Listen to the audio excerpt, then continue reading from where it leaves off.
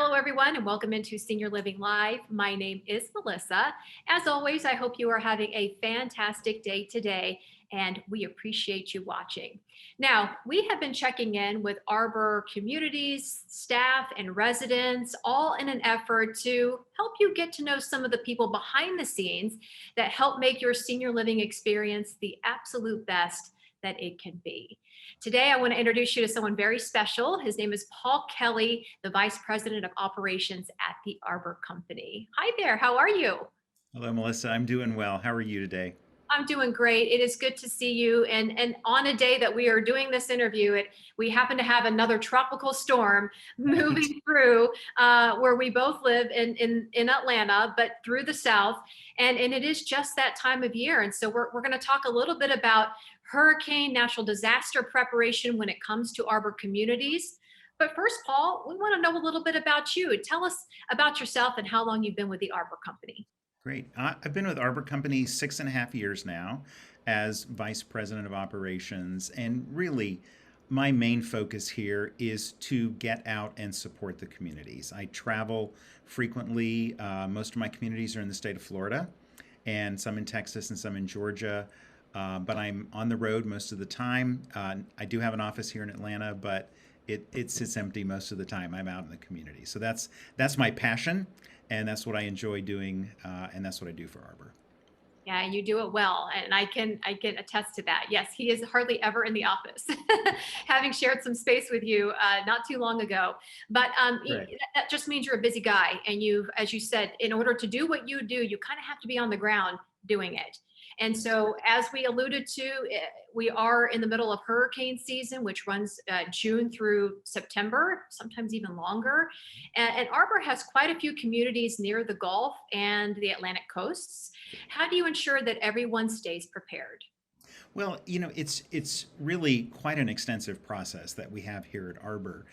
We start sometimes, mid March to early April, getting all of the communities that are in that path together, kind of mapping out for them what is our plan, what is our plan to shelter in place, what is our plan to evacuate if we need to, and we really take it to a very granular level. What does each resident need to do to get prepared for this? How do we communicate with families? What types of supplies do we need? All the way up to having food, water, emergency supplies on hand if we are to shelter in place. And then all the way to the other extreme, having buses lined up, hotels lined up for an evacuation should that need arise. Yeah, that is very extensive. But you could imagine it. It has to be with the people that you have there, the residents who you want to be safe, and the staff as well. Now, do you have different plans when it comes to different categories of storms? And we're talking specifically for hurricanes here. You have a Category 1 or Cat 5. And also, as an aside to that, too, part of this question, um, we had a big winter storm in Texas, of all places, this past winter. How do you handle that situation? Really, the nuts and bolts of the plans, Melissa, are really the same. It's training the staff on what to do for any type of emergency, making sure we have the supplies, making sure we have everything we need, and making sure we're nimble enough to pivot. Because as you know, storms don't always follow the same path. What could be a Category 1 on Monday could be a Category 5 by Wednesday or Thursday. So I think the keys are planning ahead, training everybody really well, making sure we have what we need, and then being nimble enough to pivot as the storm changes its course. For the snowstorms that we had in Texas this year, it was unexpected. I mean, nobody has a huge ice storm to the point in a place like Texas where we had problems, and we did have some building damages, and we had pipes break and things like that. But we had plans in place how to keep our residents safe, how to keep them warm. We partner with several national vendors that help with the recovery efforts, getting the building fixed again if it gets damaged. It's a very complex, comprehensive plan. And actually, I head up kind of the emergency storm management for Arbor. So I'm the one that kind of looks at the plans each year, kind of revises them, and then rolls out that training. And then really it's up to the executive directors and the teams in the communities to make sure that they're ready. Speaking of all that, you talk to your staff members, but how do you ensure that all the residents have a complete understanding of the preparedness, the process to prevent confusion when the time actually comes? And and there's as you can imagine, we have a variety of types of residents in our communities. Our independent living communities, we can certainly tell residents, here's your plan, pack a bag. They can do that all by themselves. But then we have, more frail assisted living and memory care residents that really aren't going to be able to prepare for the storm by themselves. We rely on families to help them, and oftentimes we rely on our own staff to help them. For those frail residents, they are guided, kind of hand over hand, shoulder to shoulder by our staff. We make sure they're well taken care of. We make sure they evacuate if that's what the family chooses. If they shelter in place, we tend to them just as we would on any other day that we provide care. Gotcha. Now we have viewers, and we're here to cater to anybody who is a senior, whether they live in an Arbor community, a senior living community, or if they live at home. So on that end, Paul, if somebody's watching, they don't live in an Arbor community or in a community in general, they live by themselves. What advice would you give somebody, or what suggestions can you offer in terms of action and creating a hurricane preparedness kit? Sure.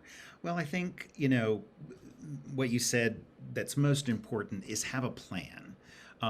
Don't wait until the last minute. By the time you hear about the storm coming on the news, everybody's going to be out buying extra supplies and getting gas in the car and trying to get somewhere else. So have a plan. Keep a small bag packed. Make sure you have 1 to 2 weeks of extra prescription medications to take with you. Make sure you have batteries for flashlights and extra battery packs for your cell phone. Make sure that you communicate well. I would say if it's a smaller storm and you're going to shelter in place, make sure you don't shelter alone. Invite that neighbor over or that family member to join with you so that you have the support of someone else. And I think for a lot of folks that are living in that area that are not in a senior living where we would help you with this, communicate with your friends. Let your family and friends know where you are.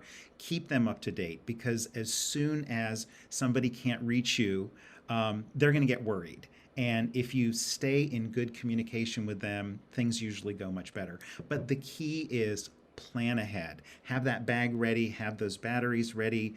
The minute you hear that you need to maybe evacuate your town, because that's what's being recommended, put stuff in the car and go. Don't wait till the last minute. Then you'll be sitting in those miles and miles of traffic backups that we see on the news so frequently. Absolutely. Great tips for seniors and everyone of all ages that everybody can really use there. We've seen a lot of snowstorms. We've seen tropical storms. We've seen tornadoes. We've really seen it all. Can you share with us, Paul, some examples of how all that training and preparation really paid off? Sure. I would say, a couple of things. A few years ago, we had Hurricane Irma in South Florida. And we have several communities on the southern tip of Florida on both of the coasts. And the storm originally was coming up the eastern side of the coast near our community in Pompano. And we also were concerned it may affect as far north as our Amelia Island community. And then, at the last minute, the storm pivoted and hit the west coast of Florida towards the Gulf. So typically when we are aware of a storm that's coming that is predicted to be bad, I usually head down into the storm, into the market, and there's a few other team members from Arbor that go with me, and we're there fluid to pivot and support the communities as needed.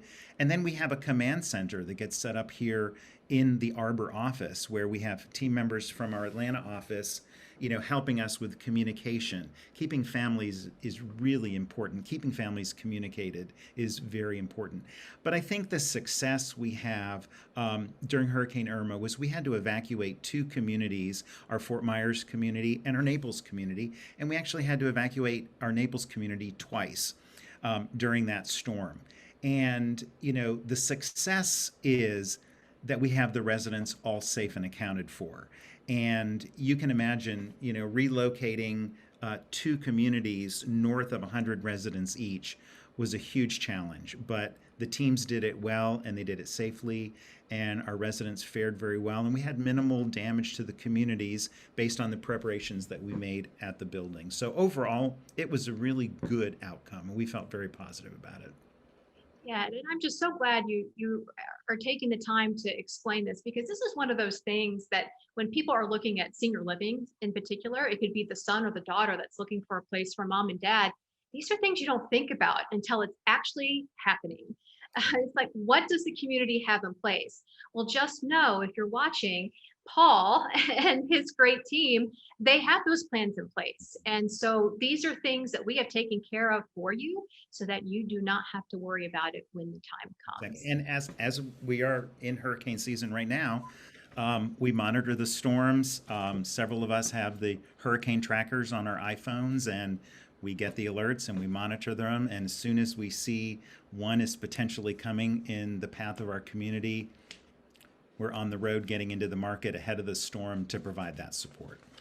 That is fantastic. Well, Paul, we certainly appreciate everything that you do on that end, and we appreciate you taking the time to join us on this show today. My pleasure. Thank you. Well, if you enjoyed this interview with Paul, all you have to do is go over to www.seniorlivinglive.com. There you can find our video vault of videos all about senior living 24 hours a day, 7 days a week. As always, we appreciate you tuning in and watching Senior Living Live. Have a great day, everybody.